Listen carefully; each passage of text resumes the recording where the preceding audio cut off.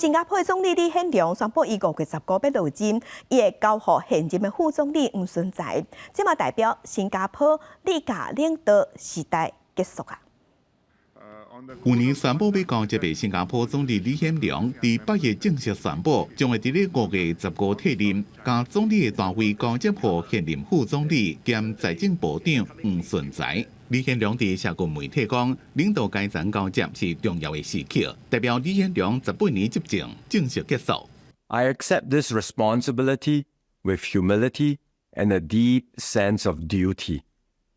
I pledge to give my all in this undertaking. Every ounce of my energy shall be devoted to the service of our country and our people. 未接班的吴顺才，因为常常用 TikTok 拍影片甲民众互动，互人叫做 TikTok 部长。伊今年51岁，伫新冠疫情期间做防疫指挥官，表现正受肯定，成做第4代领导团队的代表性人物。将被退位的李显龙甲伊老爸李光耀同款，伫执政期间正关心两华事务。李显龙捌讲，因为欠缺互信，造成台海局势出现误判，甲意外风险正伫咧增加。But the most dangerous flashpoint of all is Taiwan.